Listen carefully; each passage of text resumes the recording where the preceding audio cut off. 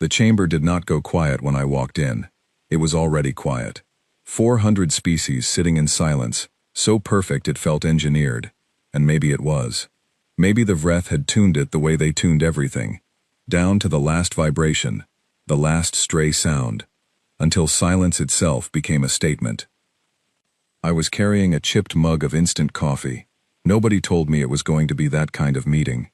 My name is Yara Ose, and 60 years ago I was the last human being to stand inside the Grand Conclave chamber. I was 41 years old, carrying 17 years of diplomatic experience, 3 advanced degrees, and approximately 4 minutes of warning that the session I thought was about trade violation hearings had been quietly rerouted into something else entirely. I found my seat. The holographic nameplate still said Commander Yara Ose, UN Galactic Liaison, Sol Compact. It was the last time that title would mean anything. I set my coffee down. The sound it made against the surface was the only sound in the room. I had been in that chamber 60 times. I knew every species by their breathing pattern. The Keth, who breathed in long, slow pulls like tide going out. The Marin, who didn't breathe at all in the conventional sense but produced a faint clicking when they processed oxygen. The Vreth at the center dais, enormous and pale and silent in the way mountains are silent, which is to say completely, which is to say without any particular concern for what you think about it. What I did not know, sitting down with my terrible coffee and my apparently inadequate preparation, was that every delegation in that room had already voted. The tally was finished. Had been finished, I later learned, for 6 weeks. What I was attending was not a trial. It was a reading of a verdict that had been written before I was born. The Vreth Elder opened its sensory membrane. A single chord filled the room. Low, flat, resolved in a way that felt less like music and more like a door closing. The translator implant behind my left ear rendered it in 2 seconds. The Sol Compact is hereby dissolved. I kept my face still. I had practiced keeping my face still since my first diplomatic posting at the age of 24, when an Omron delegate had screamed directly into my orbital socket for 11 minutes because his translation software had misread my eyebrow movement as a declaration of territorial war. I was good at stillness. Humanity's provisional galactic membership is revoked, effective immediately upon conclusion of this session. My coffee was getting cold. I noticed this the way you notice. Strange, small, irrelevant things, when the large things are too big to look at directly. Earth and its colonies are to be considered unaffiliated worlds, outside conclave jurisdiction, outside conclave trade agreements, and outside conclave protection. There it was, the word that told me everything the diplomatic language was trying to soften. Protection. We were losing protection, which meant someone in that room, at some point, had weighed us against the concept of protecting us, and decided we were not worth the effort, or worse, had decided we were the thing other species needed protection from. The conclave secretary, a Keth named Eros who I had shared approximately 40 working lunches with over 8 years, read the formal charges. Eros had the voice of a very calm professor, explaining very bad news. I had always liked Eros. Right up until that moment, I had considered Eros a friend. The charges were as follows. Humanity had been found guilty of cultural contamination, specifically, the spread of narrative-based psychology through artistic works, which had demonstrably altered the value systems of 11 consensus species cultures without those species providing informed consent. In plain language, we told stories so well that other species started wanting things they had not wanted before. This was a violation. This was, apparently, a form of aggression. Humanity had been found guilty of biological and psychological volatility. Our emotional range, our capacity for rapid ideological change, our documented history of reversing our own civilizational decisions and rebuilding from the rubble, were classified as destabilizing influences on the broader galactic community. Humanity had been found guilty of production excess. We had not capped our population, our industrial output, or our creative production in accordance with the stability clauses of the compact. We kept making more people. We kept making more things. We kept making more ideas. The galaxy found this difficult to manage. And the last charge. The one nobody seemed eager to read aloud. The one Eros delivered in a slightly lower register as if hoping it might not be heard. Humanity had, on 11 documented occasions, solved problems that the conclave had formally declared to be unsolvable. Problems that formed the structural foundation of existing power arrangements. Problems around which entire economies and hierarchies had been carefully constructed over centuries. We had looked at those problems and started pulling on threads, not out of malice, not out of any particular ambition, but because unsolvable had never been a word that sat well in human mouths. We made the existing order feel fragile. Not because we wanted to, because we could not seem to stop. I asked for a recess. They gave it to me. I walked to the facilities at the end of the corridor, the ones built for species with bilateral symmetry, which at least accommodated human physiology adequately. I ran cold water over my hands. I looked at myself in a reflective surface that was not technically a mirror, but served the same function for any face willing to use it. I looked at myself for a long time. Then I walked back. "You are afraid of us," I said. The chamber did not react. 400 species, all that breathing and clicking and membrane adjusting, and nothing changed in the room at all. I might have said the weather. I might have read a grocery list. I said it the way you say a true thing when you have already lost everything, and accuracy is the only currency you have left. Arrows looked at me from across the chamber. Arrows, who had eaten lunch with me 40 times. Who had once spent an entire afternoon helping me translate a diplomatic communiqué that turned out to be a recipe by mistake. Arrows said nothing. The Vreth elder produced another chord. The translator rendered it as procedural closure, which was the conclave's way of saying the conversation was over, had been over, had perhaps never really started. I picked up my cold coffee. I carried it out of the chamber.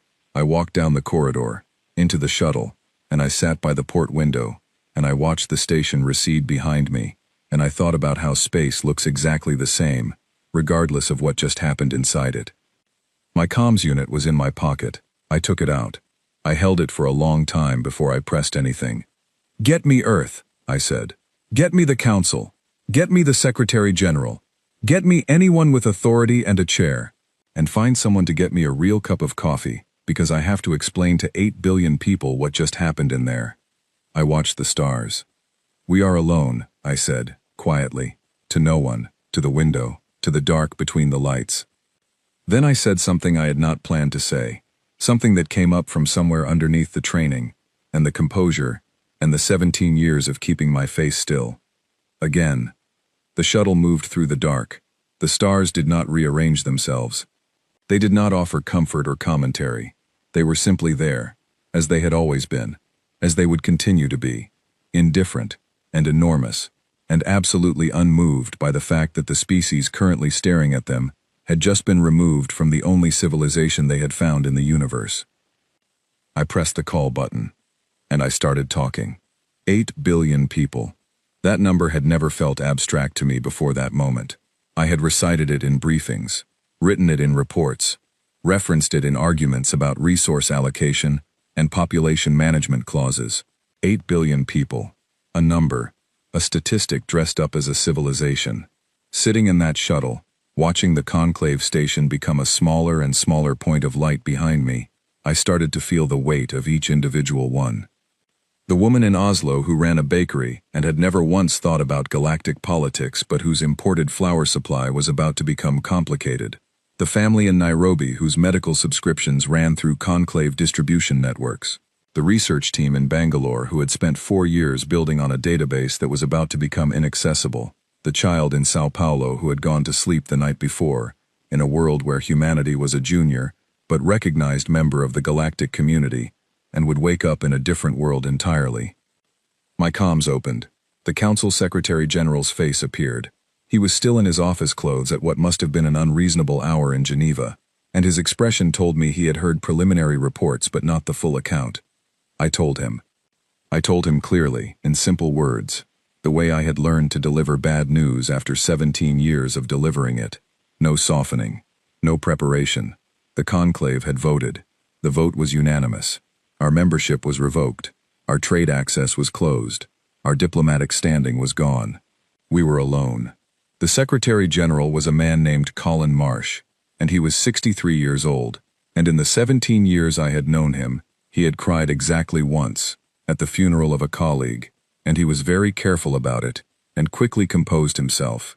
He did not cry now. He went very still in the way that happens when the mind is processing something too large for immediate emotional response. "How long do we have?" he asked. "For transition. For shutting down the existing connections." "They didn't specify," I said. "I think they assumed we would understand the implication." "And what is the implication?" "Effective immediately," I said. "The vote was 6 weeks ago, Colin. They've been letting things quietly disconnect for 6 weeks. We just didn't have the right data to see it." Silence. "Get some rest, Yara," he said finally. "I'm fine." "You're not," he said. "Get some rest. We'll need you functional tomorrow, more than we need you informed tonight. Whatever happens next is going to take all of us." He was right. I knew he was right. I cut the channel and leaned back and closed my eyes, and the shuttle moved through the dark toward home, and I did not sleep. But I kept my eyes closed, and I breathed, and I thought about one thing, the same thing, on a loop, until we entered Earth's atmosphere. They said we contaminated the galaxy with our stories, with our ideas, with the way we looked at problems and refused to accept that they were permanent. I thought about that for a long time, and somewhere over the Atlantic, descending through cloud cover, I found the thing underneath the devastation, small and hard and very quiet, not comfort. Not hope exactly. Something older than hope. We had done all of that. Everything they were afraid of. Everything they had listed in those charges. We had done all of it, as junior members, as provisionals, as guests, who kept getting told to please keep it down and stop rearranging the furniture. Imagine what we would do with nothing left to lose. The first year was the worst because nobody believed it was permanent. I watched it happen from a distance. The way you watch weather through a window. The governments held emergency sessions. The media ran analyses about conclave political cycles and historical precedents for reversals. Academic papers were written about negotiating frameworks. Somebody on a major news network spent 40 minutes interviewing a diplomat who had not been in the chamber that day, who had not heard the Vreth chord, who spoke with enormous confidence about the likely timeline for reinstatement. I sat in meetings and said the same thing in 17 different rooms to 17 different groups of people who were all working very hard to not hear it. The vote was unanimous. The decision was final. There was no appeals process, because the process itself was the conclave, and the conclave had concluded. We were not being punished. We were being removed. There is a difference between the two that took humanity approximately 2 years to fully absorb. By year 2, the trade routes were not merely restricted. They were gone. The conclave did not enact a blockade. They did not send ships. They simply stopped responding. Supply chains that had routed through conclave-aligned networks went quiet. Communications bounced back with no destination errors. The research database shared between 72 human institutions and the conclave academic exchange returned a single message when accessed. Account not recognized. 3 words. The galaxy had 3 words for us. Account not recognized. I started writing a diary that year, not because I thought anyone would read it, but because the alternative was talking to people who wanted reassurance I did not have, and the diary did not want anything from me. I wrote, "The grief of this is not what I expected. I expected anger. Anger is clean and useful. It points you somewhere. What I feel is more like the moment after you have misplaced something important, and you cannot remember where you last had it, and you retrace your steps through your own house, and every room is exactly where it should be, and the thing is simply gone." In year 3, the medical supply issues became critical. 43% of human pharmaceutical infrastructure ran, at various points, through synthesis pathways that used conclave-traded compounds or conclave-held processing technology. We had never developed our own alternatives because there had been no reason to. You do not learn to build a bridge when you have always been given one. The casualties from year 3 were not large by historical standards. They were not nothing either. I will not list numbers because numbers flatten things that should not be flattened. What I will say is that in year 3, I stopped being able to fully separate the story of the exile from the story of the people inside it. Colin Marsh resigned his position in year 4. He was not pressured. He simply came to me at a gathering in Brussels and said that he had done everything he was capable of doing, and it was time for someone who knew what to do next to take the position. I asked him who that was. He said he did not know, but they would find us. He said it with such certainty that I almost believed him. In year 5, something changed. I did not see it happening. That is the nature of this particular kind of change. It does not announce itself. It does not appear on a news feed or get scheduled into an emergency summit. It happens in rooms you are not in, at hours when most people are asleep, in the minds of people who have decided, quietly and without ceremony, to stop being afraid. I first heard about Dr. Priya Vasantakumar through a colleague who had attended a lecture she gave at the Lunar Research Authority's internal symposium. Not a public lecture. Internal. Closed to media. The colleague described it as the strangest 90 minutes of his professional life. Priya was 38 years old, theoretical physicist. She had spent 6 years working on propulsion problems under a conclave-adjacent research grant, which had of course evaporated with everything else in year 1. She had then spent 4 more years doing what she later described to me, in the dry understatement of someone who thinks drama is other people's business, as starting over with cleaner assumptions. What she said in that lecture, to a room of 37 scientists, was this.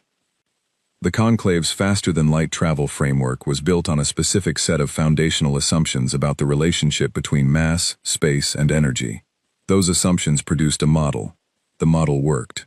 She was not disputing that the model worked.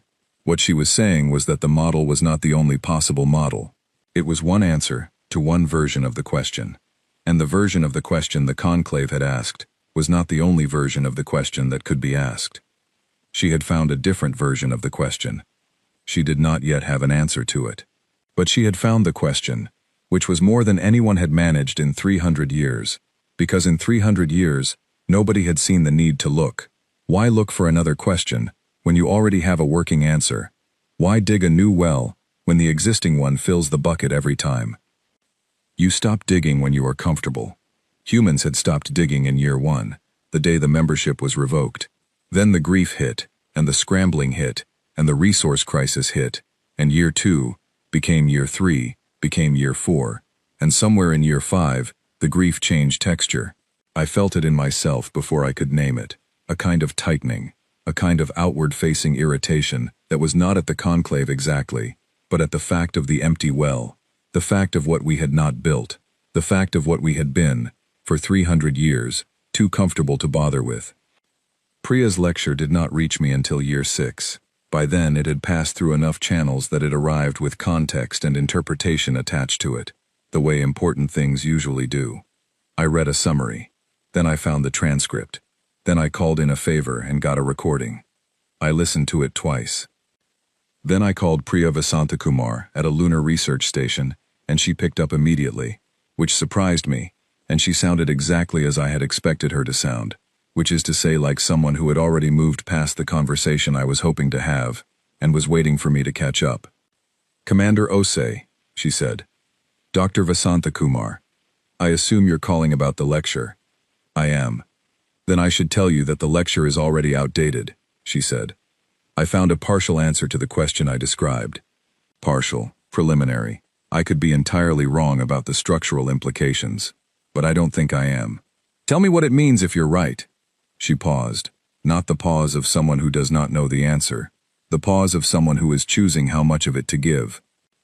It means, she said, that the conclave built a very good car, fast, reliable, fuel-efficient, and they told everyone that cars were the best possible solution to moving between places. They may have even believed it. The model worked, so why look for alternatives? And you're not looking for a better car, I said.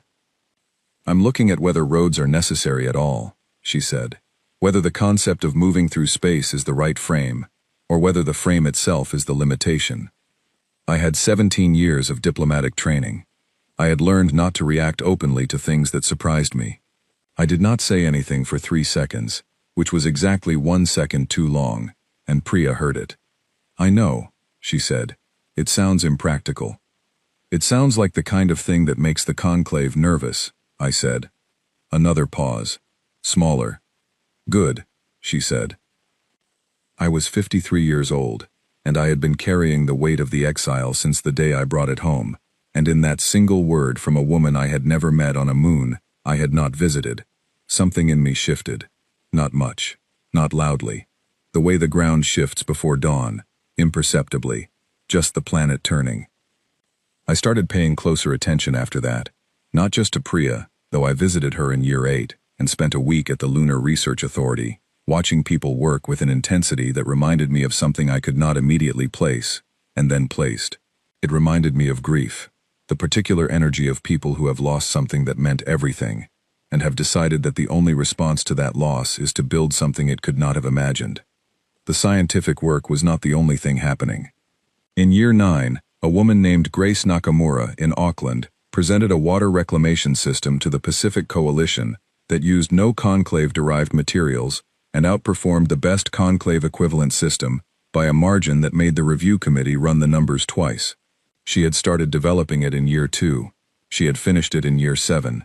She had spent 2 years after that testing it in conditions specifically designed to break it, because she understood something that the conclave's stable and supported research environment had never required its scientists to understand. Whatever she built had to survive on its own. There was no support network coming. There was no oversight body. There was no framework to appeal to if the results were wrong. There was only the work, and whether the work was true. In year 11, 3 separate research teams working on opposite sides of the planet arrived, within 4 months of each other and with no direct communication, at the same theoretical breakthrough in materials synthesis. The conclave had classified this area as a dead end in year 200 of their recorded history, meaning approximately 1,000 years before we met them. They had been right given their assumptions. We had different assumptions. We had, for 11 years, been running on different assumptions about nearly everything. I wrote in my diary that year, "I think I understand now what the charge of unsolvable problem-solving was really about. We did not solve problems because we were arrogant. We solved them because the conclave's definition of solved was built on a foundation of agreed limits, and we had never entirely agreed. We just did not know we had not agreed until they took away the shared framework and we saw what we were doing underneath it." By year 15, I had started calling what was happening the reckoning, not publicly, not officially. In my head, in my diary, in conversations with Colin Marsh, who had retired to a small house in Cornwall and still followed everything closely enough to be useful. The reckoning was not a plan. Nobody had planned it. It was what happens when a species that has been told it is too much in every direction, too many people, too many ideas, too many stories, too many solutions, is finally left alone with itself, and discovers, to nobody's particular surprise, that it is still all of those things and more. In year 16, Priya found her answer. I was on Earth when she called. It was 2 a.m. in Nairobi, where I had been living for the past 3 years doing domestic policy work that was important and unglamorous, and felt, most days, like the right thing to be doing. She called without warning, and I picked up, because I had kept her as a priority contact for 10 years, and the light was on, and I was awake. She said one sentence. "I think I know how to do it without moving." I said, "When can I come see it?" She said, "Tomorrow would not be too soon." I was on the next shuttle. The next 11 years were the most extraordinary of my life, and I spent them largely in briefing rooms and budget meetings, and the particular bureaucratic tunnel that separates a scientific idea from a physical object. Priya's work had to be understood. It had to be tested.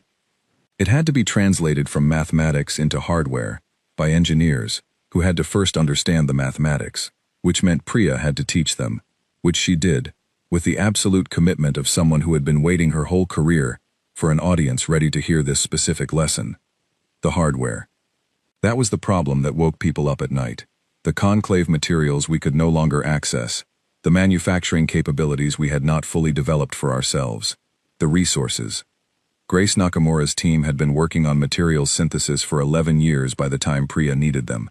They were ready. They had been getting ready for exactly this kind of need, not knowing what form it would take, only knowing that isolation had a way of eventually producing a requirement, and you had better be prepared to meet it. The build was distributed. 17 colony worlds. Not because of strategic thinking, initially, because that was where the manufacturing capacity was. Spread out across human space the way everything worth keeping eventually spreads out. For resilience, for redundancy, because humans had learned something in 40 years of being alone that no diplomatic training had ever managed to teach them. Do not put all of yourself in one place that someone else can close. By year 35, the first ship existed. It did not look like a conclave ship. It did not look like anything the galaxy had catalogued, because the galaxy had catalogued everything that fit within the conclave's frame, and this did not fit within the conclave's frame. It was not faster than conclave ships. It was not comparable to conclave ships. Comparison required shared reference. There was no shared reference. Priya stood beside me on the observation deck the day the first ship left dry dock. She was 68 years old, and she had the expression of a person who has correctly solved a very long problem and is already thinking about the next one. "What do we name it?" I asked her. She thought for a moment. "The Rude Awakening," she said. I looked at the ship. It moved through the dark the way she had described it moving, which is to say it did not move through the dark at all, in any way the conclave's instruments would understand. It simply went. And then it was somewhere else. "Is that a threat?" I asked. Priya smiled, and it was the smile of someone who has already seen the end of the story. "It is a promise," she said. "There is a difference." I watched the ship from the observation deck for a long time after it was gone. Somewhere in the 40 years between the exile and that moment, I had stopped being able to cleanly separate my own story from the larger one. I had been a diplomat once, a person who carried messages between civilizations, who smoothed edges and translated intentions, who believed, with the sincere conviction of someone who had never had reason to doubt it, that the most important human skill was the ability to work within a given system.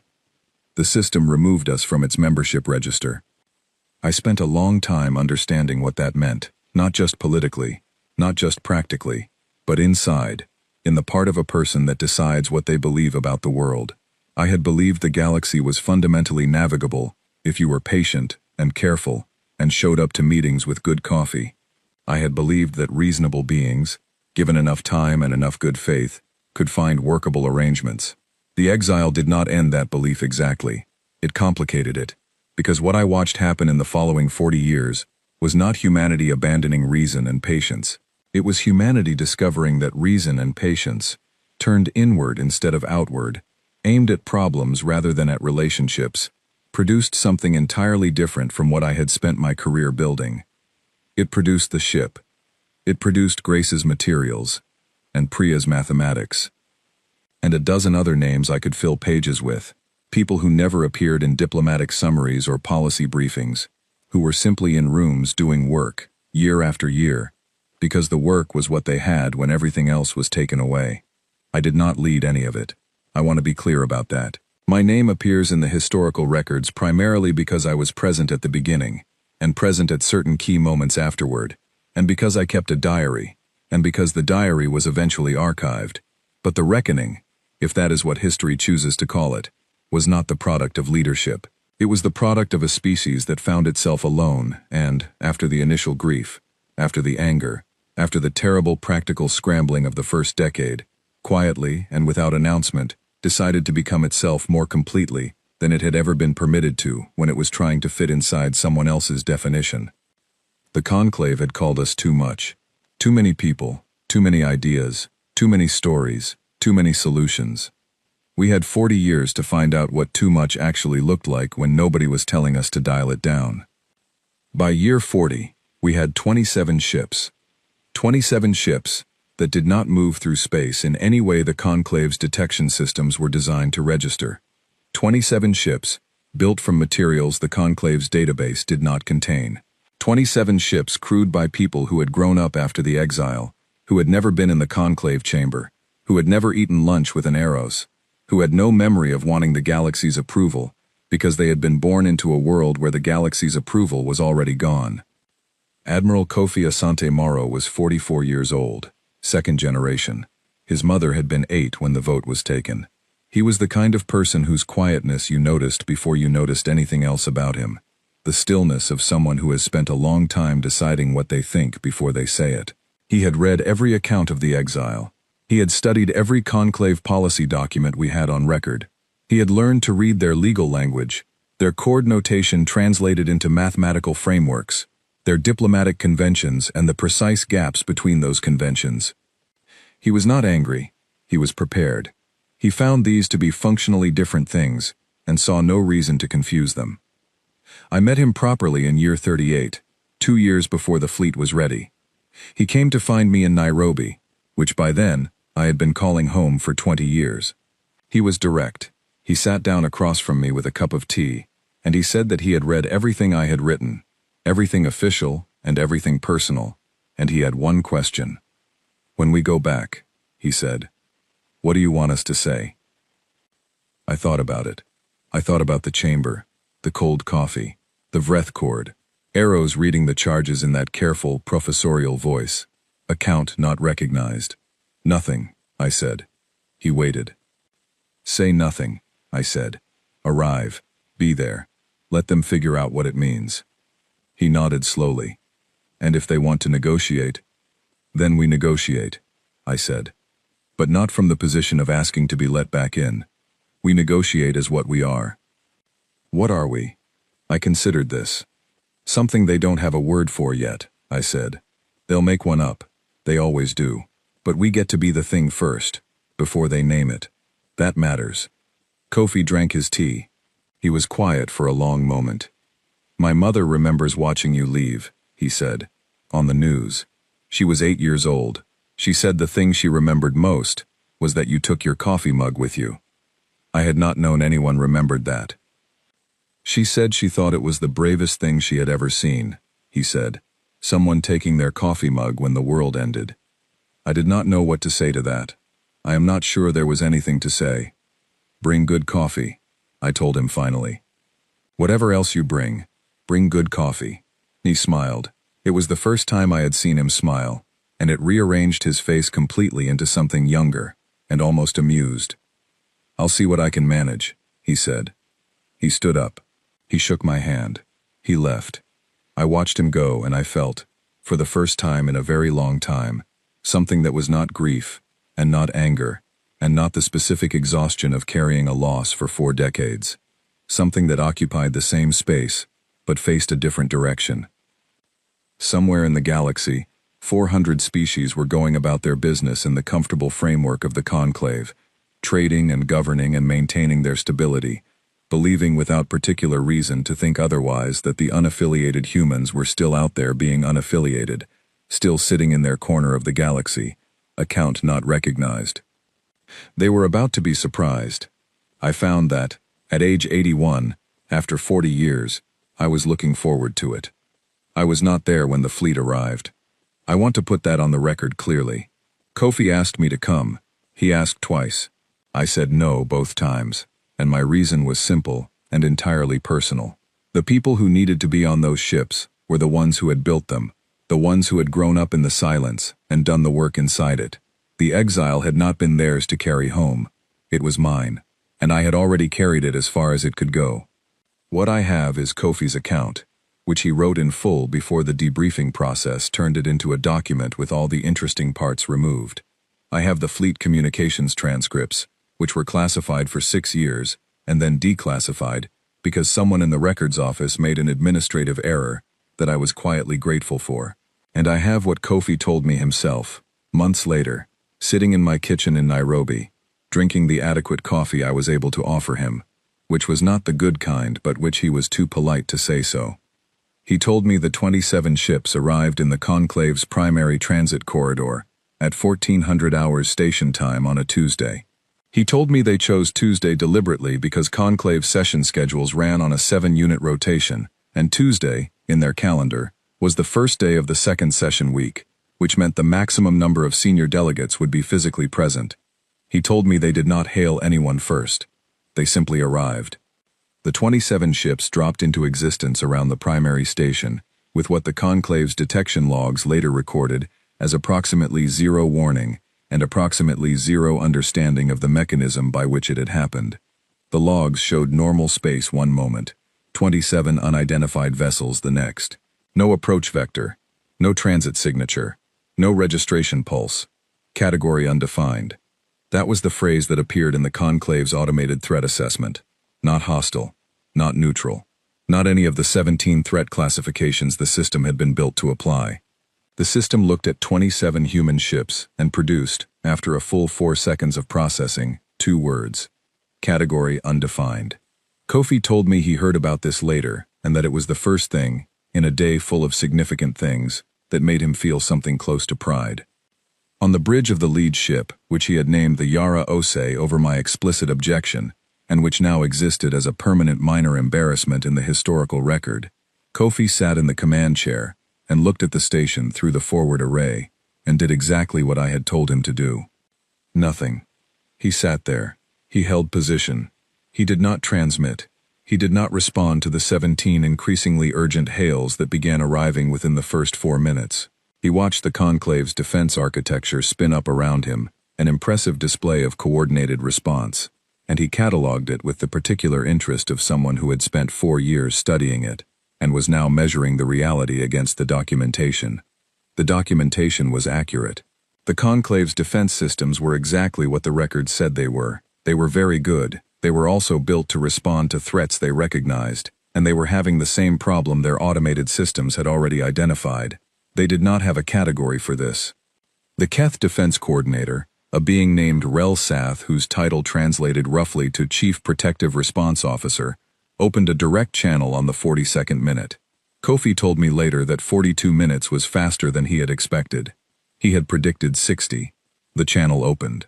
Rel Sath's form appeared on the communications array, and Kofi noted that the Keth physiological indicators his team had trained to read were expressing what appeared to be significant alertness, though whether that was fear or preparedness, or some Keth-specific state without human analog, he was genuinely uncertain. Identify, Rel Sath said. Single word. The universal opener of things that have gone badly. Kofi pressed play on a file that had been prepared before the fleet left human space. A file that contained one thing. 43 seconds of audio. My voice. Archived from 60 years ago. From the shuttle. From the moment I had said the truest thing I knew how to say to a chamber full of beings who had already decided what to do with us. You are afraid of us. 43 seconds of silence after that. The silence of a shuttle moving through space. And then Kofi's voice. Live, present, unhurried. We are back. We are not angry. We are not looking for conflict. We are not requesting reinstatement. A pause. Deliberate. Timed. We are informing you. Rel Sath said nothing for 11 seconds. Kofi counted. Then, informing us of what? Kofi looked at his navigator. A young woman named Ellen Drew, 26 years old, born in year 14 of the Exile, who had never in her life communicated with an alien species, because there had been no alien species to communicate with. She was looking at her instruments with the focused calm of someone who is trained for an exact situation, and is now in it, and is finding that the training was sufficient. That you don't get to define us anymore, Kofi said. We are not unaffiliated. We are not provisional. We are not a category in your record system that needs updating. He let that sit. We are sovereign. We are here. And we are interested in a new conversation, not the old one. He cut the channel. He told me later it was the hardest thing he had done all day, not because he doubted it, because the silence after you say a true thing is always longer than you expect, and in that silence anything can happen, and Kofi was a man who had spent his career managing the gap between intention and outcome.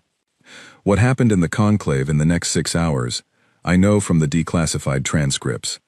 The chamber convened emergency session, the same chamber where I had sat with my cold coffee 60 years before, the same dimensions, the same layout, the same species in the same arrangement.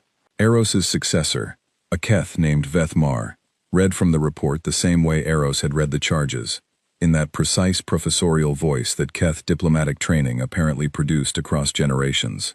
27 vessels of unknown design and construction, no identifiable propulsion system, no recognizable materials signature, no transit record indicating approach, ships that had simply appeared, without announcement, without warning, without the fundamental step of declaring their presence before achieving it. This last point caused significant discussion. The conclave's entire framework for interaction was built around approach, around the signal that preceded the arrival, around the announcement that permitted the other party to prepare. Humanity had skipped the announcement entirely. Not as a threat, not as a hostile act, as a statement of capability. The statement was heard. The Vreth elder who had produced the closing chord 60 years ago was not present. That individual had died 12 years prior. The new Vreth elder was younger, which for the Vreth meant only slightly less ancient than everything else, and it produced a chord that the translator in the chamber rendered after a long delay as something that did not have a clean equivalent. The closest approximation the translator could offer was, "We did not anticipate this." Several delegations, reviewing this translation, pointed out that it was technically incomplete. The full chord contained something the translator could not render in any single word: a sense of responsibility for the situation, a sense of having, through an action taken 60 years ago, produced a consequence that was now present in the room, in a way that was neither comfortable nor deniable. In simpler language, they knew they had done this. They knew the 27 ships outside were, in part, their own creation. The Keth delegation requested immediate contact with the human fleet to discuss reinstatement terms. The proposal was seconded by 4 other delegations. It was the obvious move, the familiar move, the move the Conclave's diplomatic architecture was built to make, in any situation where a significant power was at the door. Open the door, bring them in, give them a seat and a set of rules, and watch the situation become manageable. The Vreth elder produced another chord. The translator rendered it as, "Sit." The chamber sat. The Vreth elder was quiet for a long time. It was not, Kofi's cultural liaison later explained to him, the silence of uncertainty. It was the silence of a species that communicated in deliberate sound and had learned, across millennia, that the spaces between sounds carried as much meaning as the sounds themselves. When the elder finally produced a chord, it was long and layered, and the translator worked on it for nearly a full minute. What came back was this: "They have not asked to be let in, and we do not yet know what they have built.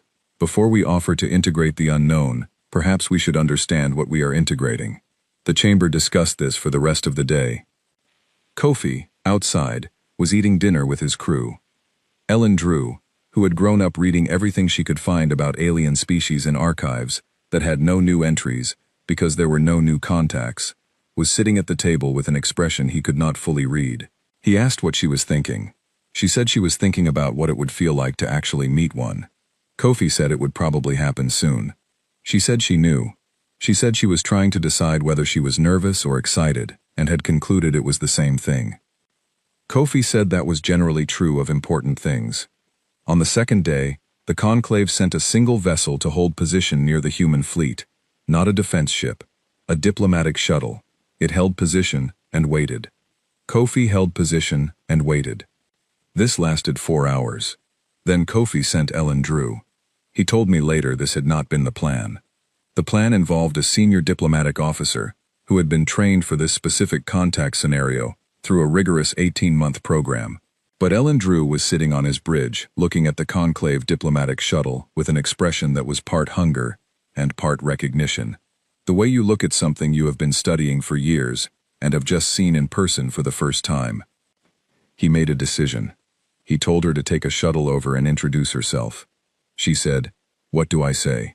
He said, "Say hello, mean it." She went. The meeting lasted 2 hours. The Conclave diplomatic officer in the shuttle was a Marin named Kessalon, assigned because the Marin had, of all the Conclave species, maintained the most continued interest in human cultural output during the exile years, having access to cached materials from before the disconnection, and having apparently studied them with some dedication. Kessalon was, by the Marin scale, roughly equivalent to someone in their early career. The meeting between a 26-year-old human woman and a young Marin diplomat was not what either species would have planned.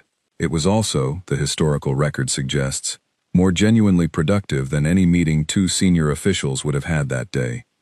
They talked about what they each knew about the other. Ellen talked about the archive she had grown up in. Kessalon talked about the human stories the Marin had continued to study, the narratives that the Conclave had specifically cited as culturally contaminating and that several Conclave species had privately continued to access through archived sources, because it turned out that human stories were very difficult to stop caring about once you had started. Ellen found this funny. She did not hide that she found it funny. Kessalon, whose species expressed amusement through a subtle adjustment in their outer membrane coloring, also found it somewhat funny, and changed color slightly, and Ellen noticed and said so, which caused Kessalon to change color again. It was the first genuinely human moment of the second contact. Not a military positioning, not a diplomatic gambit. Two young people, from species that had been separated for 40 years, discovering that the separation had been stranger for both of them than either had expected, and that the strangeness was almost immediately followed by familiarity. Kofi heard the report and said nothing for a moment. Then he said he wanted all future contact conversations to include people who had not been trained to have them. This was recorded in the official log and caused consternation at home for approximately 3 years, after which it was vindicated so thoroughly that it became standard practice. On the third day, the conclave formally requested negotiation sessions. Kofi sent the message back to human space. My comms lit up at 4 in the morning in Nairobi. I was awake. I had not been sleeping well for 3 days, which was a function of being 81 years old and having approximately 6 decades of accumulated anticipation to contend with. The message was short. They want to talk. We said yes. Sending ambassador class in 7 days. They want you there. I read it twice. I wrote back one sentence. Tell them I am coming, and someone had better have proper coffee this time. I don't know if that message was delivered to the conclave. I hope it was. I feel it represents a reasonable position. I started packing. The journey took 11 days, not because it had to. The fleet's transit method made 11 days entirely unnecessary. It took 11 days because the diplomatic team accompanying me had collectively decided that arriving at the conclave station having used a technology the conclave did not understand might function as either a statement of strength or an act of aggression, depending on the audience, and nobody was ready yet to be aggressive on purpose. We traveled conventionally, the old way. It gave me time to read the briefing documents and drink tea, and look out the viewport at space that looked exactly as it had 60 years ago, which was to say, infinite and indifferent and spectacularly uninterested in whatever humans were doing inside it. The lead negotiator was a woman named Lina Vos Carvalho, who was 39 years old and had been born 11 years after the exile and had never experienced the world with the conclave in it. She had grown up reading the records, studying the conclave legal frameworks in their original notation forms, learning the cultural protocols of species she had never met, from archives that had stopped being updated the year she was born. She was, her colleagues said, the most comprehensively informed person in human history about an organization she had technically never had any contact with. She was also the single most unsentimental person I had met in my life, and I said this to her directly during the second day of travel, and she looked at me with the specific expression of someone who has heard this characterization before and has reached a settled position on it. Sentiment is a form of inaccuracy, she said. You feel something, so you describe the situation to match the feeling, rather than the other way around. I prefer to look at things as they are. And what is this situation? I asked. As it is? She considered this for a moment. We were removed from an institution, she said, because we made that institution nervous. We then spent 40 years becoming more comprehensively the thing that made them nervous. And now we are returning to renegotiate, except we are not negotiating from need. We are negotiating from position. What they are offering us is less valuable to us than what we have already built, and they do not know this yet. The conversation, therefore, is primarily about education. She paused. Theirs, not ours. I thought about 17 years of diplomatic work, about lunches with arrows, about the language of smoothing and softening and finding the workable middle ground, about the particular skill of making the other party feel that the outcome had been mutually reached when it had been carefully guided. You're going to make them uncomfortable, I said. Yes, she said. They were comfortable enough to exile us. I think the comfort has run its course. She went back to her documents. I looked out the viewport. I thought, Kofi was right. These are the right people, not people like me, who learned the system and worked within it, and were devastated when the system rejected them. People who had never been inside the system, and therefore had no instinct to protect it. I was there as a witness, as a record, as the woman who had been present when the story began, and was now, improbably, present at this particular turn of it. The station appeared through the viewport on the 11th day. Same shape I remembered, same arrangement of lights, same vast complex of docking arms and signal arrays, and the quiet, enormous engineering of a civilization that had been building this place for hundreds of years. The difference was the 27 human ships already in formation nearby, holding position, patient, waiting. Lena stood beside me at the viewport and looked at them. "Ready?" I asked. "I've been ready for 11 years, she said, which was not an exaggeration. She had started her conclave legal training at age 28, believing at the time that it was an academic exercise with no practical application, that she was studying a dead relationship out of intellectual interest. She had continued anyway, because it was there, because it was true, because the honest examination of something you cannot access is a fundamentally human activity that neither exile nor silence has ever been able to stop. "Then let's go," I said. We docked. The conclave delegate waiting in the reception bay was Vethmar, the Keth secretary I had seen in the transcripts. Vethmar had been in the position for 9 years, which by Keth standards meant a relatively early career. The briefing on Vethmar described a being of precise procedure and genuine intelligence, which matched every Keth diplomatic professional I had encountered in my career. Vethmar looked at me first. Keth facial physiology allowed for something that translated loosely as surprise, and for one moment I saw it. I was 81 years old, walking with the slight care of 81 years, white-haired and slower than I had been, and I was the person Vethmar had read about in every record of the exile, and the record had not prepared the reality. "Commander Ose," Vethmar said. "Ambassador Vos Carvalho is your counterpart for these proceedings," I said. "I am here in a historical capacity. Consider me background information that has decided to attend in person." Vethmar looked at Lena. Lena looked at Vethmar. "I'd like to start immediately," Lena said. "We have a great deal to get through."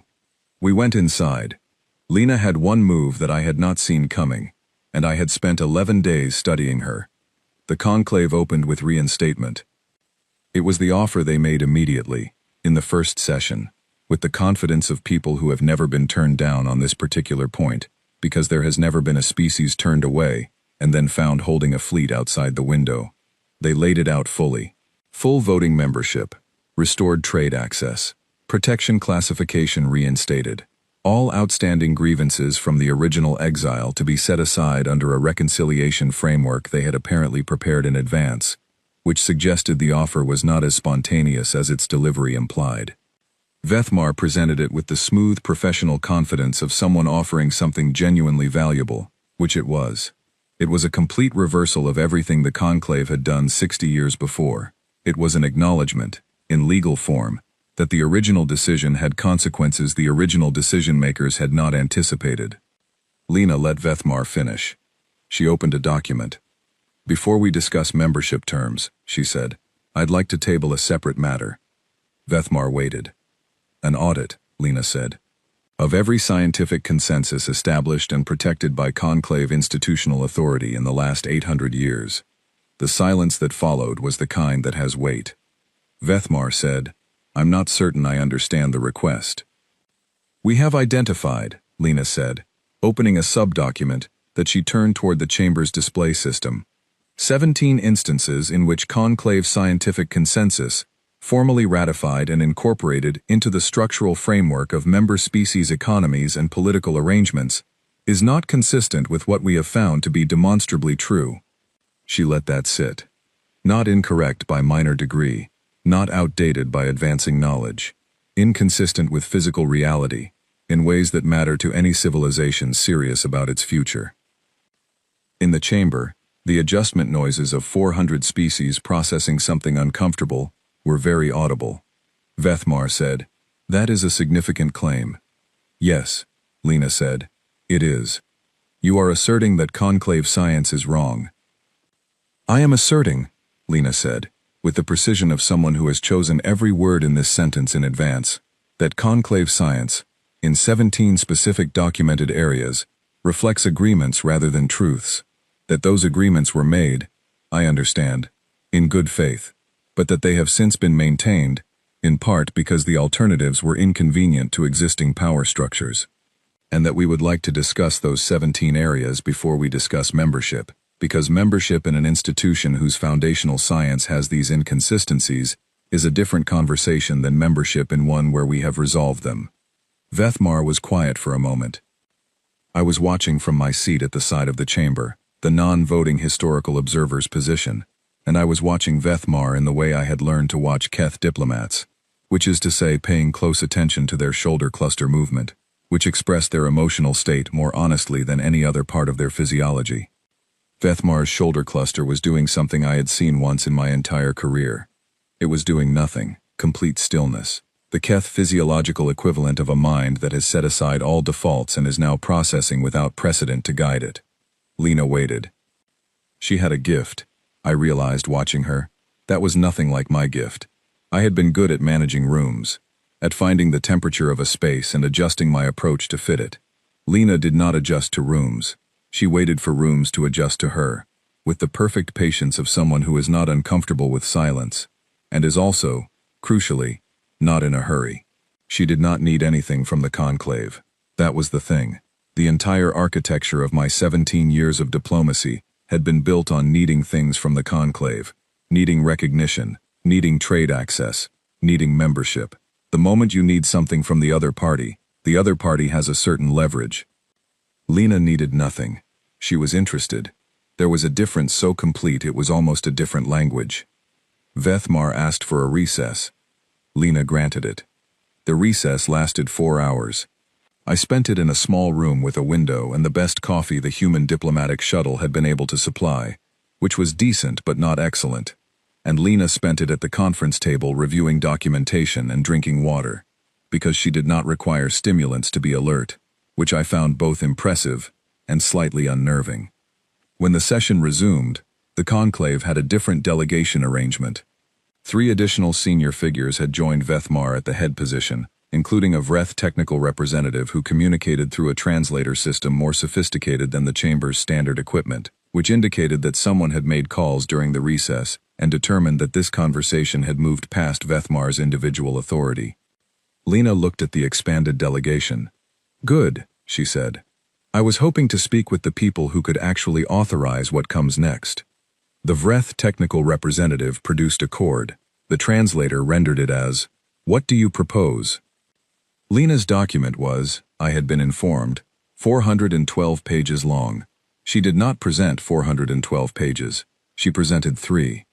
The 3 pages covered the first and most significant of the 17 inconsistencies: the propulsion framework, the mathematical foundation of every faster-than-light system the conclave operated, and the specific set of assumptions embedded in that foundation, and the alternative framework that human physicists had developed during the exile years when they had stopped working within the conclave's assumptions, because there were no longer any conclave assumptions to work within.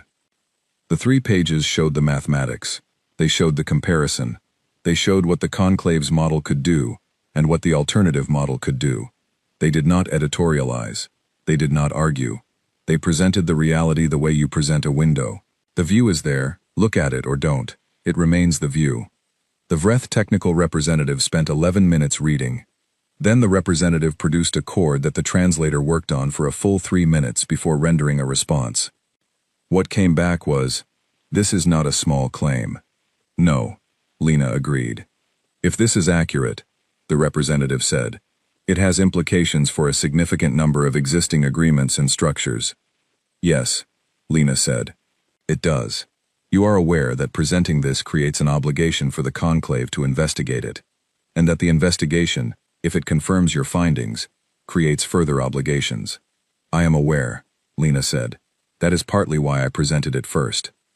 Vethmar, who had been quiet since the recess, said, "You could have used this information differently, as leverage, as a private negotiating advantage."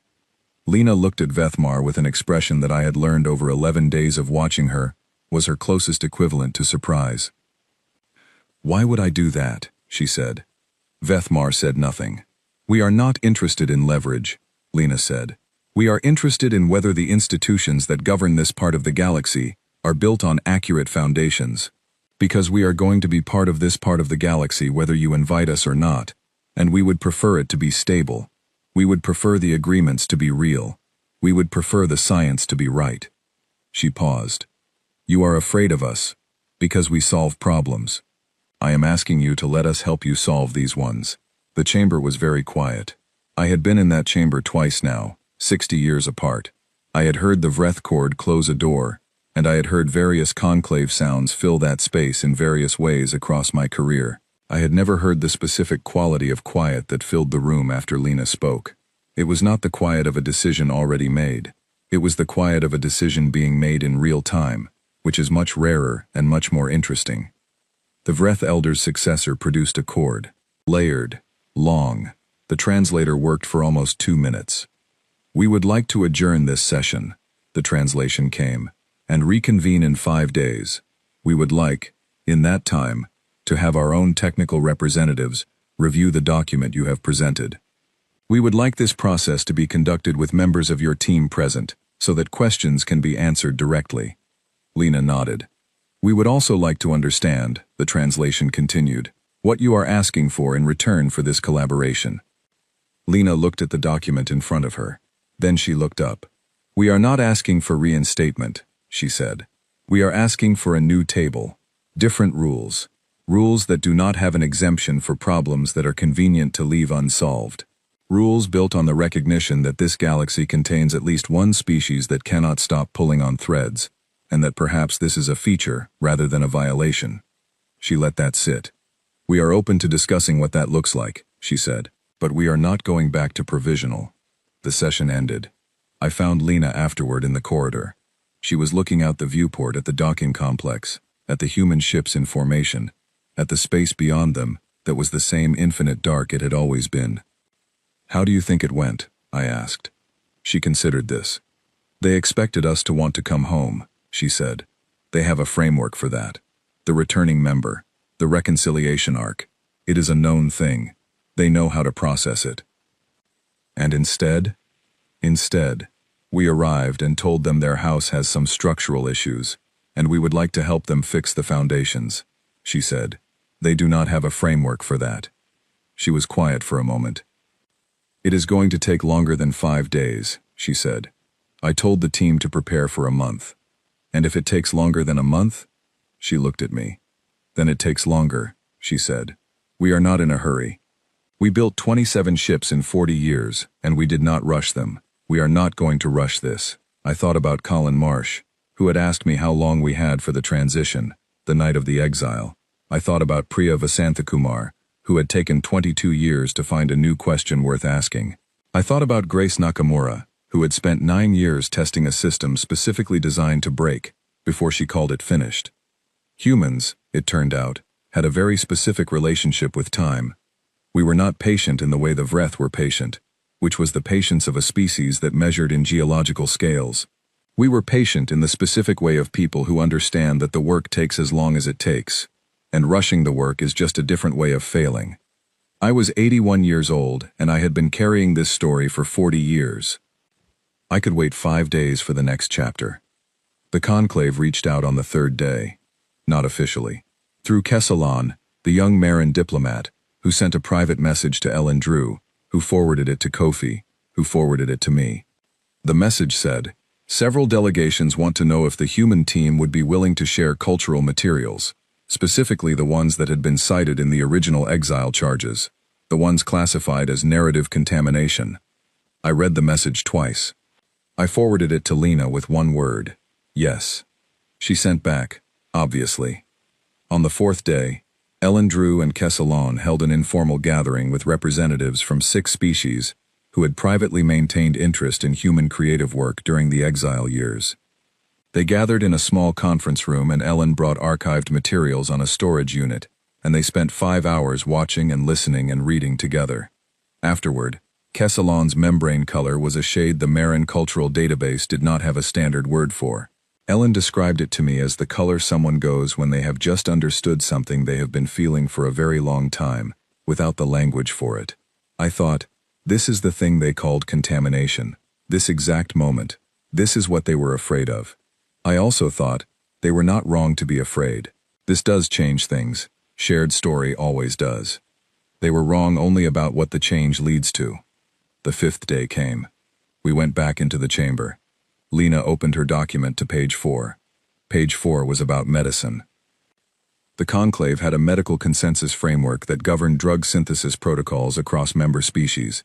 It had been ratified approximately 300 years ago and amended 17 times. It was widely regarded as one of the conclave's most stable and successful institutional achievements. The Marin life expectancy under conclave medicine had increased by 40%. The Keth had eliminated 3 historically fatal conditions. The framework was, by most accounts, one of the clearest examples of what collective galactic civilization could accomplish. Lena had a different account. The synthesis protocols were built around biological assumptions, derived from the initial study period, meaning the first 200 years of the conclave's medical research program. Those assumptions had been tested against the species present at the time. They had been validated by results. The results were real, and the improvements were genuine. Lena was not disputing this. What she was disputing was whether those assumptions, validated for the species present, had been applied with appropriate caution to species who joined later, including humanity. And what she was able to show, from data gathered during the exile years when human doctors were working without conclave framework access and had developed their own approaches from first principles, was that 3 of the 6 pharmaceutical compounds in routine distribution through conclave medical networks had long-term interactive effects in human biology that the standard protocols had never identified, because the standard protocols had not been built to look for them. This was not, she said carefully, an accusation of negligence.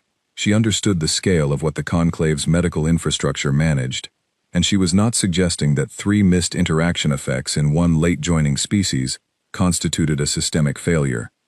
What she was suggesting was that the review process for new species integration had a gap, and that the gap existed because the conclave's consensus model required significant institutional investment to revisit established protocols, and the path of least resistance was to classify edge cases as edge cases and continue. She was also suggesting, again without accusation, that the Year 3 medical crisis during the human exile, which had produced real harm to real people, had been in part a product of that gap, that some of what humans had suffered in Year 3 was not simply a consequence of losing access. It was also a consequence of having been integrated into protocols that were not quite right for human biology, and losing access had forced human medicine to find approaches that were better suited, which they would not have found if they had remained within the framework indefinitely. The conclave medical delegation, which had been added to the chamber for this session, and had 3 members sitting very still, was asked if they would like to respond. The lead medical delegate, a Marin named Solaris, who had the professional stillness of someone who has spent a career delivering difficult information to frightened beings, said that the preliminary data Lena had presented appeared internally consistent and would require formal independent review, which Solaris proposed be conducted jointly. Human medical researchers and conclave medical researchers working from the same dataset to either confirm or challenge the findings. Lena said yes, without hesitation. The chamber noted this. The speed of the yes, the absence of conditions on it, the willingness, in an adversarial negotiation, where the other side might have been expected to hold findings back as leverage, to hand over the entire dataset for joint analysis. Vethmar said, after a moment, "You understand that if this analysis confirms your findings, it creates significant obligations for the conclave. It opens historical questions about other late-joining species. It potentially invalidates agreements built on the affected protocols." "Yes," Lena said. "And you are proposing this because?" Lena looked at Vethmar with the expression she used when she thought a question answered itself. "Because it is true," she said, "and because the agreements should be built on what is true. All of them, including ours. What followed was 3 weeks of work that I can only partially describe, because most of it happened in rooms I was not in, between people with technical expertise I did not share. Lena and her team and conclave counterparts working through the documents point by point, joint analysis sessions, moments of significant disagreement that I heard about secondhand, that were worked through not with diplomatic management but with data. Someone's assertion would be met with the question, "Show me the evidence," and evidence would be produced, or it would not. And if it was not produced, the assertion would be set aside. And this turned out to be a very efficient way to resolve disagreements, if all parties were willing to be wrong. Several were not, initially. There were conclave representatives who arrived at the joint sessions with the specific defensiveness of people whose entire professional framework is under examination, and who experienced the examination as personal, rather than institutional. These sessions were harder, Lena handled them with a directness that I could see made people uncomfortable, not because she was unkind but because she genuinely did not understand why accuracy would be experienced as an attack. She had not grown up in an institution. She had nothing to defend. By the end of the third week, 4 of the 17 points had been reviewed, confirmed, and formally referred to the conclave's institutional review process for action. That was not a resolution. The review process could take years. But 4 formal referrals in 3 weeks was, by conclave standards, an extraordinary pace. Kesselon told Ellen that in the 40 years preceding the human exile, the conclave's institutional review process had accepted a total of 2 referrals. Ellen told me this. I thought about it for a long time. 2 referrals in 40 years. Not because there were no issues to refer, because the institutional cost of admitting an issue was high enough that most issues were classified differently, managed within existing frameworks, contained at the level where they could be handled, without requiring the large and difficult machinery of actual change to engage. The conclave was not corrupt. I want to be clear about this because I have heard the exile described, in the decades since, as a conspiracy, as malice, as a species acting in bad faith. I do not believe this. I believe the conclave was a very large institution that had been functioning for a very long time, and had developed, as all very large, long-functioning institutions do, the particular pathology of prioritizing its own continuity over the purpose that continuity was supposed to serve. We had been exiled not because 400 species hated us, but because the machinery of the institution had, over centuries, been optimized to protect itself, and we kept creating the kind of friction that made that protection difficult. We kept noticing things. We kept asking questions about settled matters. We kept arriving at solutions for problems the institution had decided to manage rather than solve, because solving them would have required changing things that the institution was not designed to change. In 40 years of exile, working without the institutional framework, with nothing to protect and nothing to maintain, humanity had accidentally built the one thing the conclave had never managed to produce: a willingness to be wrong. It sounds small. It is not small. The willingness to be wrong, at institutional scale, is the rarest and most valuable resource in any civilization. It is the thing that makes self-correction possible. It is the difference between an institution that improves and one that calcifies. The conclave had been calcifying, slowly, for 3 centuries. Not dramatically, not visibly. Just the slow, steady drift of a structure that has learned to manage its contradictions rather than resolve them. Lena's audit, over the month that followed, did not fix this. That was not what the month could accomplish. What it did was something more important. It demonstrated, in front of 400 species, in formal session, with data and argument, and the specific discomfort of a long-running institution being asked to examine itself, that this kind of examination was possible, that it could be requested, that it could be answered, that the ceiling was not so low that you could not stand up inside the room.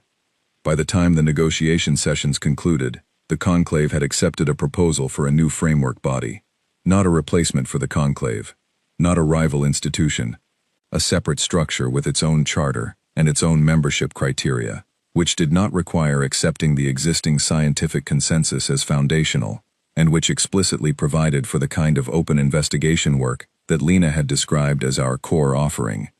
Humanity would not be reinstated as provisional members of the conclave. We would be founding members of something that did not yet have a name. Lena, when asked by a reporter in the brief media window that the conclave allowed before the formal signing session what she would call the new body, thought for a moment and said, "The Compact for Honest Inquiry." She said it without ceremony. She said it the way you say the obvious thing when everyone else is trying to say something more impressive. The reporter asked if that was its official name. Lena said it would need to be ratified. She said, "But yes, something like that." I watched the signing from the side of the chamber. Again, same seat, same viewport in the same wall behind me, the same stars through it. Vethmar signed. The Vreth elder produced a chord that the translator rendered as something in the range of continuation, of process not ending but changing, of one thing becoming another without the break that ending implies. Lena signed. She passed the document to me. I had not been part of the negotiation. My name was not on the agreement. She had no institutional reason to pass me the document. She passed it anyway, and she looked at me, and I understood. I had carried something from the beginning to here. Whatever was written in that document existed in part because I had taken my coffee mug out of a chamber 60 years ago instead of leaving it behind. Because I had said the true thing when I had nothing left to lose. Because the people who came after me had grown up in the world that conversation produced. I held the document. Just for a moment. Then I passed it back.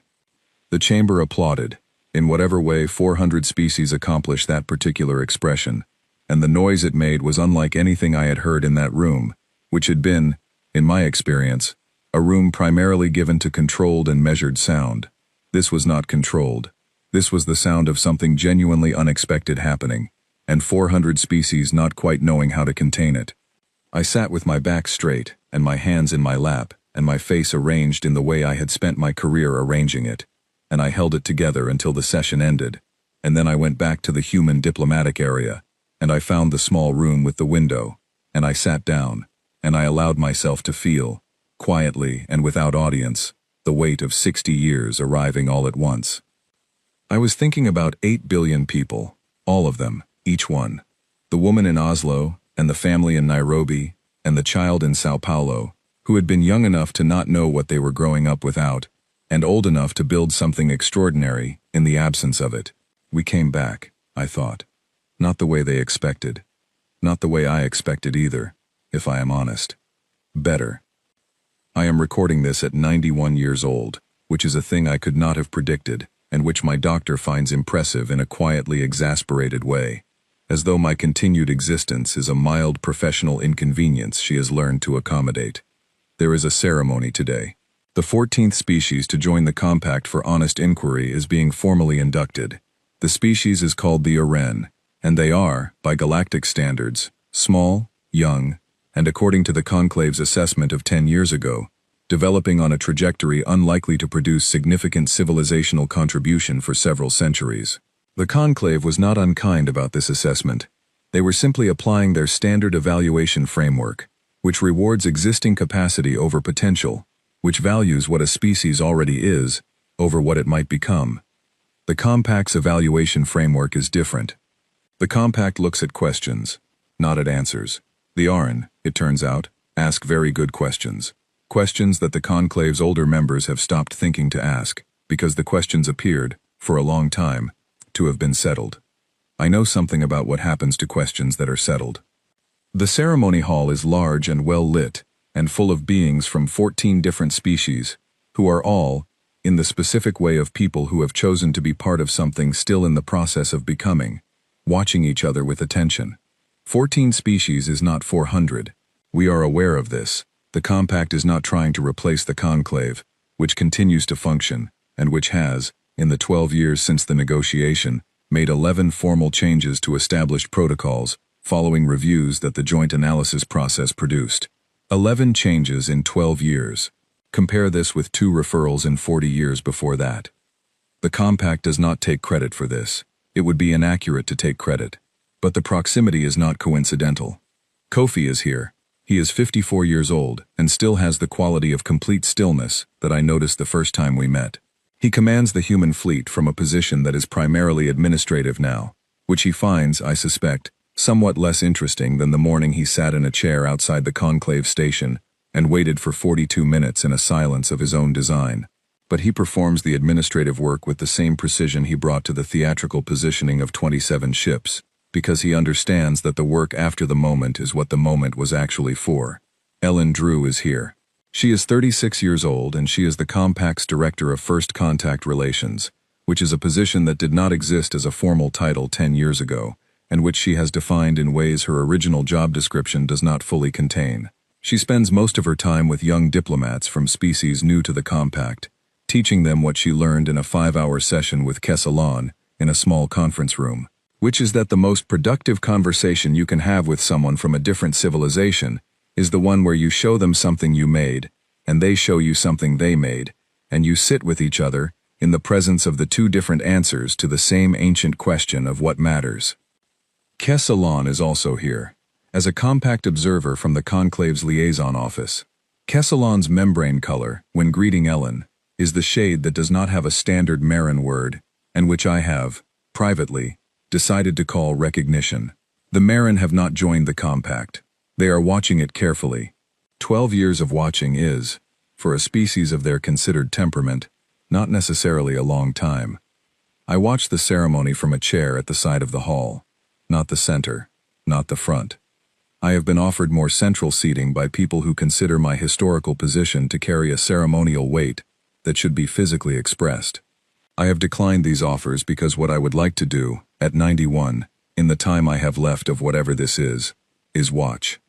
I spent a large portion of my life being watched, the only human in the chamber, the woman who carried the exile home.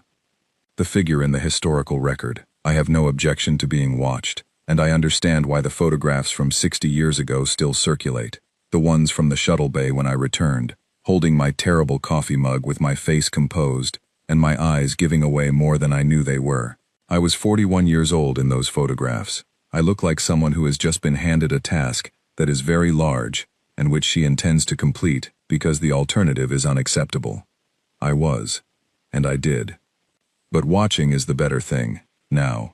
Watching the Aaron delegation stand at the front of the hall looking both formal and slightly overwhelmed, in the way of any species experiencing something for the first time that they have only read about.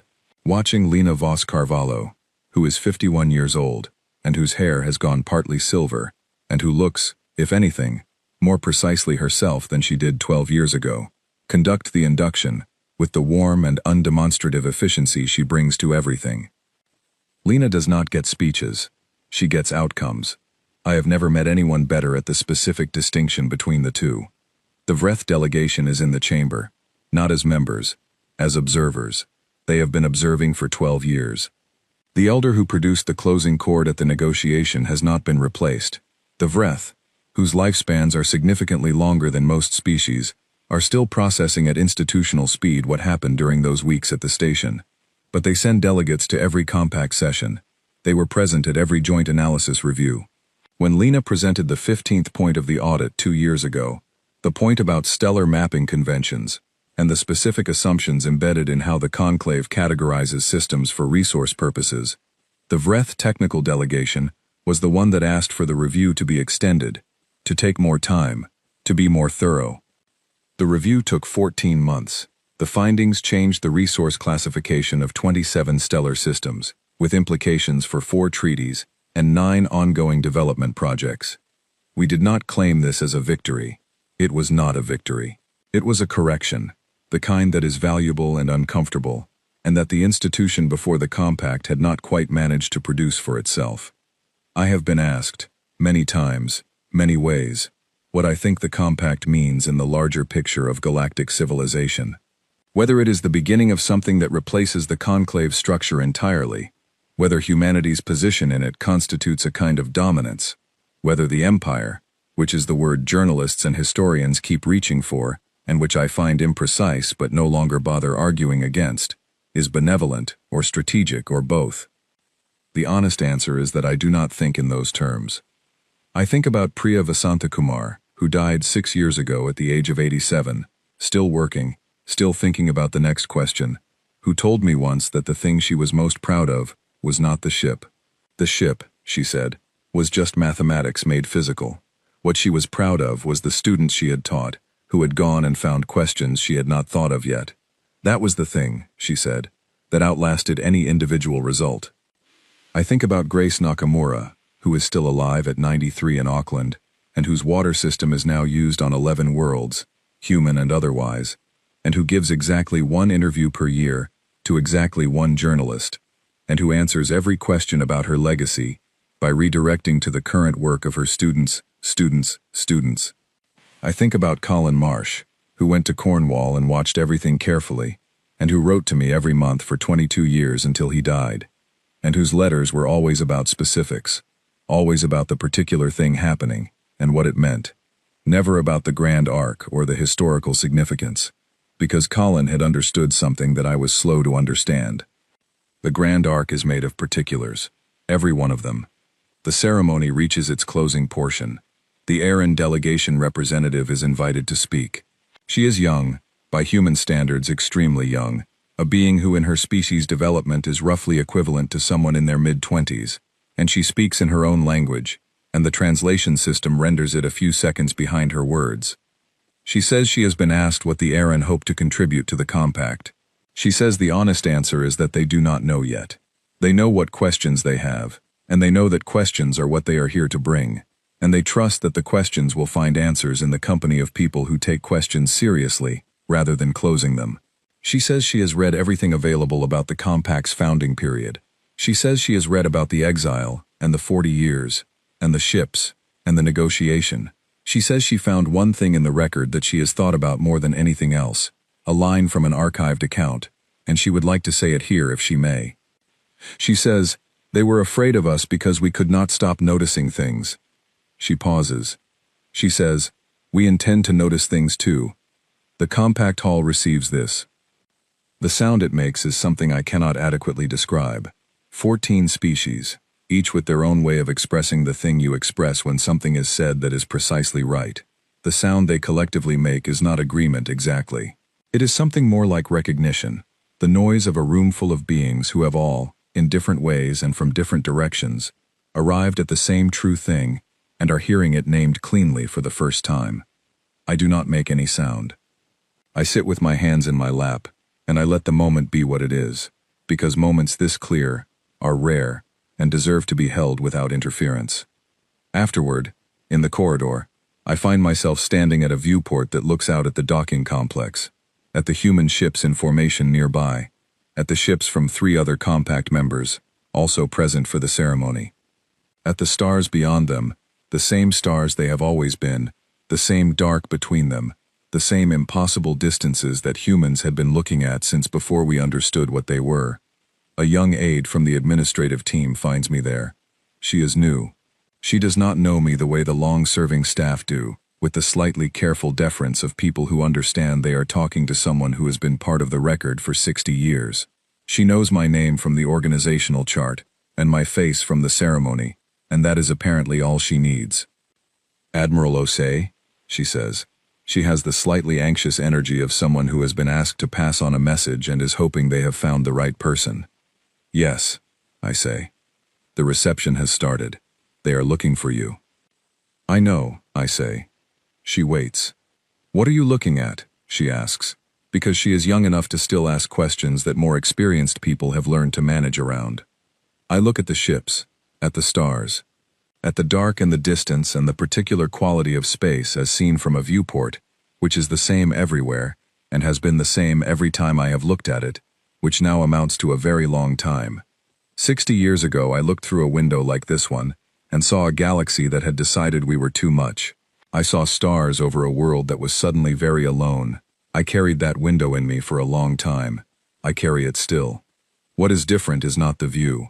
What is different is the company I am in, while looking at it. 14 species at the start. 27 ships that moved in ways the conclave's instruments could not track. A woman named Lena who brought 412 pages of honest questions to a table built for managed answers. A young Aaron delegate saying she intends to notice things. Kessalon's membrane going a color without a name. Ellen learning that the most important conversation is the one where 2 people show each other what they made. The same thing I have always been looking at, I say. The aide waits. What we do next, I say. I turn from the viewport. I straighten up, because habit is a powerful thing, and I have been straightening up before entering rooms for 60 years. I walk down the corridor toward the sound of 14 species gathered together in a room, and the door opens, and the sound increases, and I step inside. The stars remain at the viewport behind me. They have been there since before us. They will be there long after. They do not adjust for human presence or absence. They are not interested in our institutions, or our audits, or our 27 ships, or our compact for honest inquiry, or our particular habit of noticing things that other beings have agreed to stop noticing. They burn, indifferent and enormous, the way they always have. And in the room ahead of me, 14 species are talking to each other.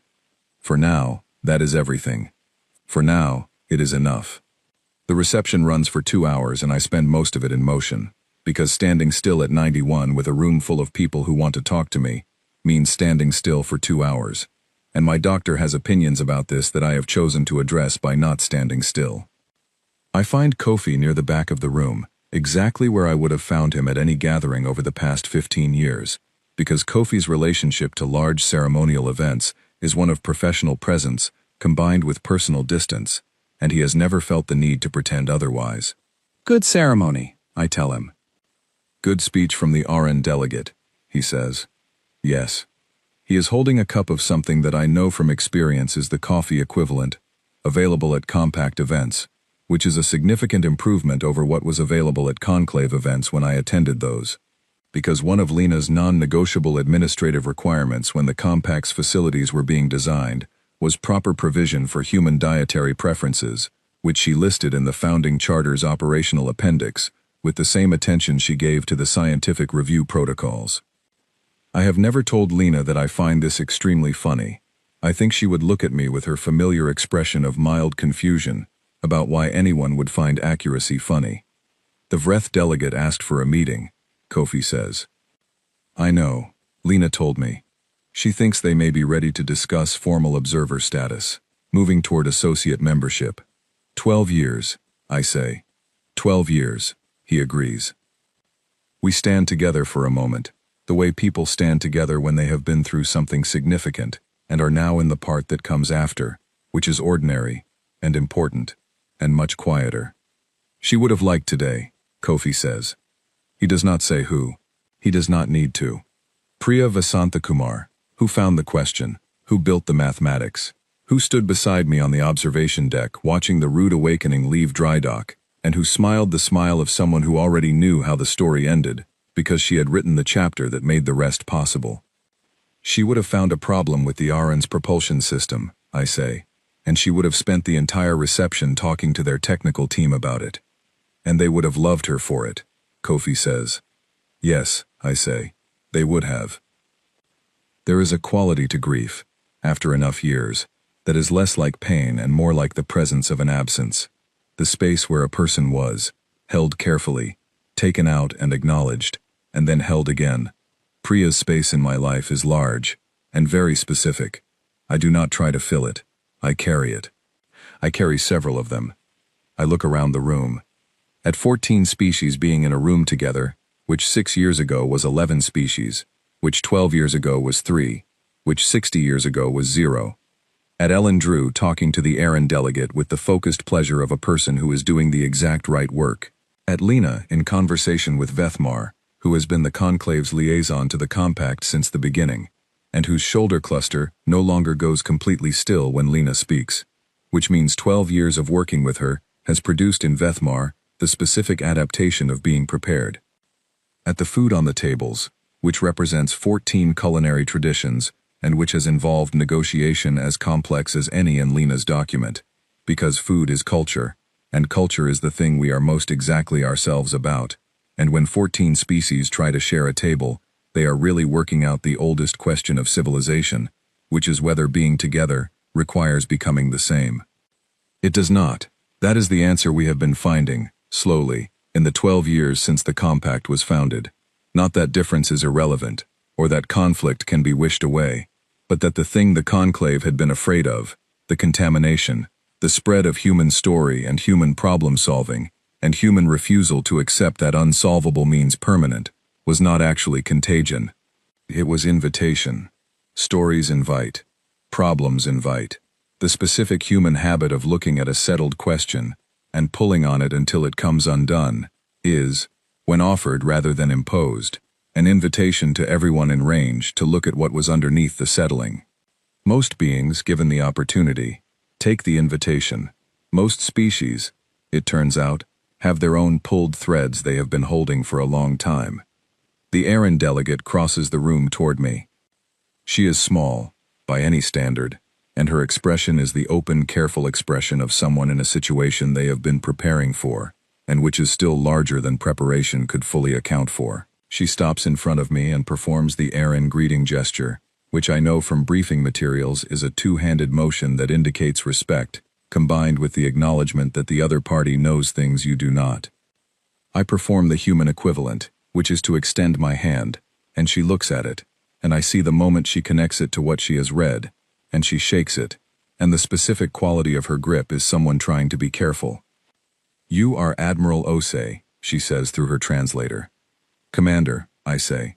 "I was a commander. The admiral is what the history books decided." She tilts her head in what the briefing materials describe as the RN equivalent of interest. "You were present at the beginning," she says. "I was present at a beginning," I say. "There were others before me. There will be others after you. We read about the exile in our preparation materials," she says. "About what happened, and why it happened, and what came after." "And what did you think?" I ask. She considers this. "I thought," she says, "that the interesting part was not that you returned. Many species have been removed from things and returned to them. The interesting part was what you did in the time between." I look at her. "You became something they did not anticipate," she says, "not by trying to become it, by simply being yourselves when there was no one else to be it for." She pauses. "We have been trying to prepare for this," she says, meaning the compact, meaning the room, meaning everything that has accumulated in 12 years and 60 years, and a lifetime of standing in rooms and saying true things, and watching what those true things produce in time. But we are not sure what we are preparing to become. We only know the questions we carry. That is sufficient, I say. She looks at me. Arriving with questions, I say, is the whole qualification. Everything else follows from that, if you are honest about the questions, and patient with the answers. She is quiet for a moment, and I see something in her that I recognize, a quality I have seen in very different faces across 60 years, a quality that is not confidence exactly, but is what precedes confidence, the particular steadiness of someone who has found the right place to be. "What was the hardest part," she asks, "of the 40 years? I think about this. I could give her any number of accurate answers. The year 3 medical crisis. The moment when I understood that the conclave was not going to respond to continued contact attempts, and that the silence was permanent. The specific exhaustion of carrying the public face of the exile through years when I had nothing to offer except continuity. But she has asked me the hardest part, and the hardest part was more particular than any of those. Not knowing, I say, whether what we were building was going to be worth what it cost." She waits. "The 40 years were not triumphant," I say. "They were not a story I could see the shape of from inside. They were just years, and inside them people were doing what people do, working and struggling and building and losing things, and I did not know, any of us did not know, what it would amount to. I look at the room, at the 14 species, at Lena and Kofi and Ellen, at the stars through the hall's viewport, unchanged, indifferent, present. But here you are, I say." She looks at me. "Here we all are," I say. "And the not knowing was the cost, and this is what it bought." I pick up a glass of something that is not coffee, but will do. "Welcome," I say, "to whatever this becomes." She lifts her own glass in the gesture the briefing materials say the Aaron used to mark the beginning of something. We are standing in a room full of questions that do not have answers yet. It is, I think, the most human room I have ever been in, and it is full of beings who have never called themselves human, and never will. That is the part none of the exiles and the charges and the fear had managed to predict. That the thing we were, the too much thing, the noticeable problem-solving, storytelling, thread-pulling too many people and ideas thing, was not ours. It was just what a mind does when you give it room. We had the room first. We had it for 40 years, with the door closed from outside. We built things in it. And then we opened the door.